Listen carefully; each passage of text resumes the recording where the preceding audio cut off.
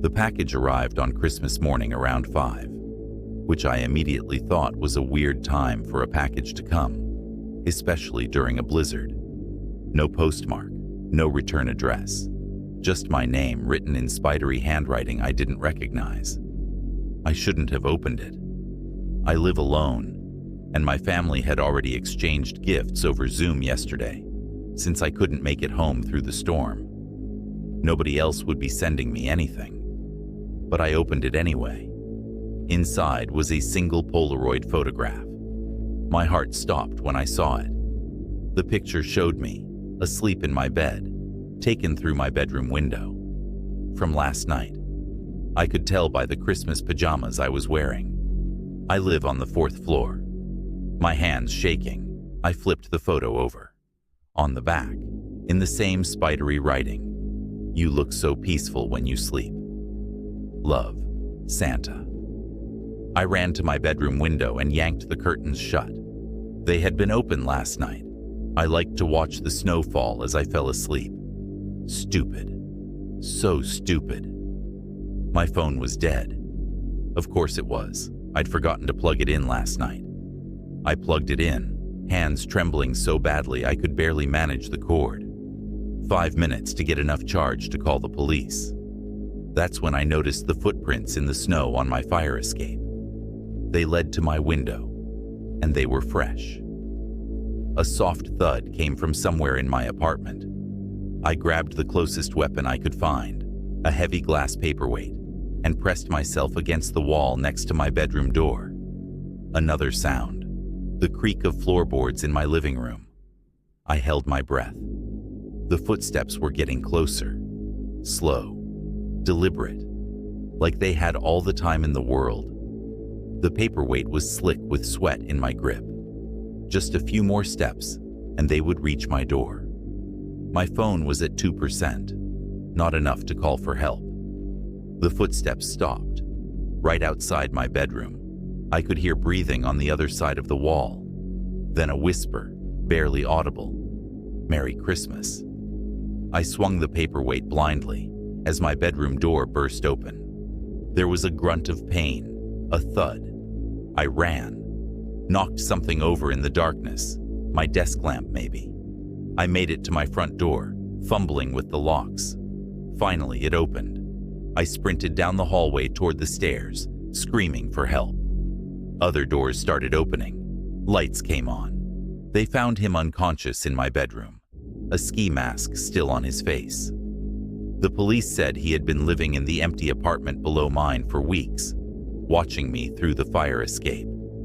They found hundreds of photos, found his plans for Christmas Day, when he knew I'd be alone. The paperweight, it turns out, makes a pretty good weapon. I spent the rest of Christmas in a hotel, surrounded by police officers and concerned neighbors. My family drove through the blizzard to be with me. But even now, months later, I still check my fire escape every night and keep my curtains closed, in case he comes back.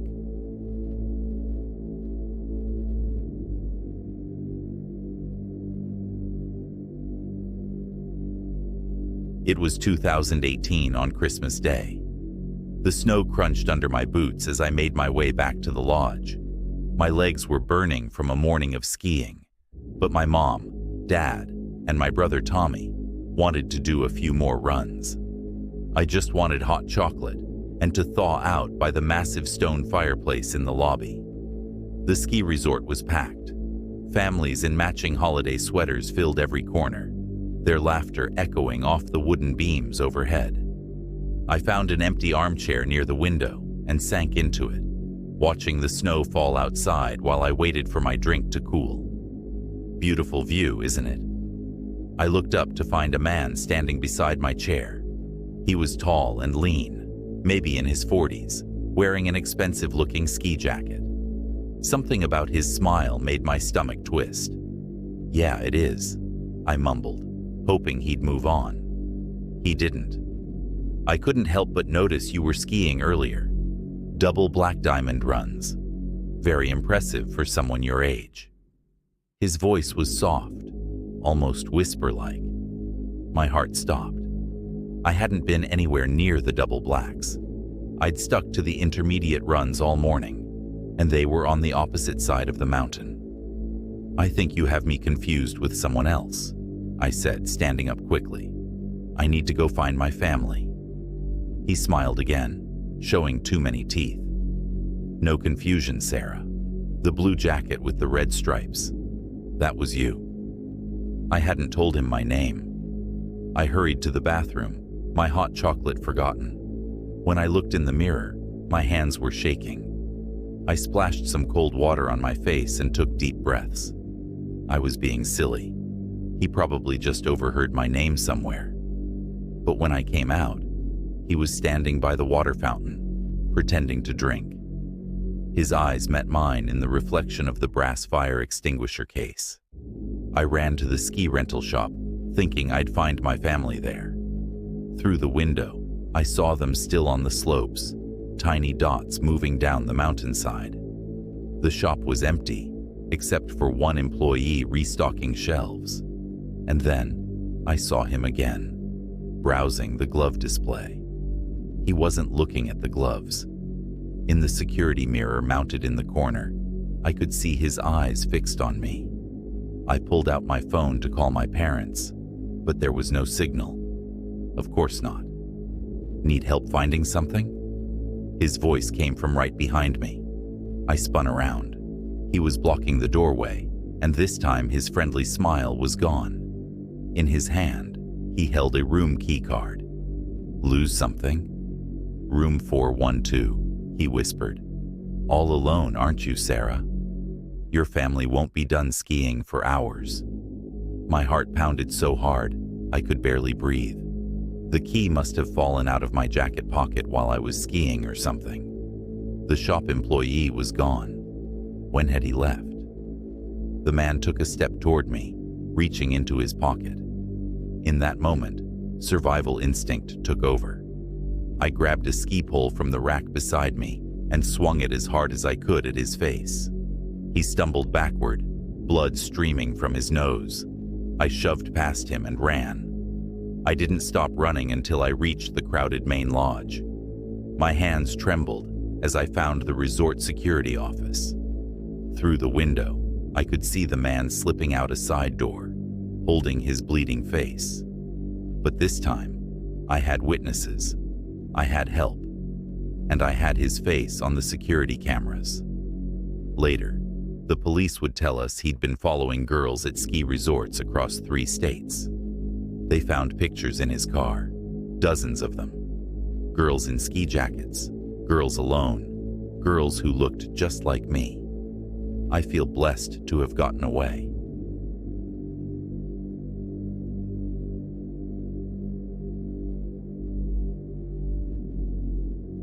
I'll never forget that Christmas morning. The one where everything seemed perfect, until it wasn't. Mom had outdone herself decorating the house. The tree sparkled with vintage ornaments, and garland wrapped every banister. The fireplace crackled, casting warm shadows across our living room. Even the air smelled perfect, like cinnamon and pine. It was early, around 4 in the morning, and I couldn't sleep from excitement. Mom and Dad's door was still closed, and my little sister Emma was finally sleeping peacefully after bouncing off the walls all Christmas Eve. I decided to sneak downstairs and get a peek at the presents. That's when I heard it. A soft scraping sound from the kitchen. Probably just ice falling from the gutters, I thought. But then came the unmistakable sound of our back door closing, barely audible over the crackling fireplace. I froze on the stairs. Through the banister rails, I could see a shadow moving in our kitchen. Then another. The security system should have been on, but the little green light on the panel was dark. They must have cut the power to that circuit. My phone was upstairs. My parents were upstairs. Emma was upstairs. The beam of a flashlight swept across the living room, illuminating the presents under the tree. I heard whispers. 2 men, maybe 3. They hadn't seen me yet. "Rich neighborhood," one whispered. "Kids' presents first, then upstairs for the good stuff. My heart pounded so hard, I thought they would hear it. I started backing up the stairs, grateful for the thick carpet runner that muffled my steps. But halfway up, the stair creaked. The flashlight beam shot toward the staircase. I ran. No point in being quiet now. Mom, Dad, someone's in the house. Everything happened at once. Heavy footsteps pounded up the stairs behind me. My parents' door burst open. Emma started screaming. Dad shouted something about calling the police. I made it to my parents' room just as Dad slammed the door shut. There was a deafening bang. They were trying to kick it in. Mom was already on the phone with the police, pulling Emma close. Dad braced himself against the door, but it was splintering around the lock. The window. We were only on the second floor, and there was a garden trellis. Dad helped Mom out first, then Emma. I followed. Behind us, the bedroom door finally gave way. We huddled in the neighbor's house, listening to sirens getting closer. Later, the police would find our Christmas presents torn open and scattered, jewelry stolen, rooms ransacked. But we were alive. We were together. They caught the men 2 days later trying the same thing in another neighborhood. The detectives told us we were lucky. In their van, they found zip ties, duct tape, and weapons. They hadn't just come to steal presents. We never spent another Christmas in that house. But every year, when I wake up on Christmas morning, I listen carefully to the sounds of my own home. And I always check the security system twice.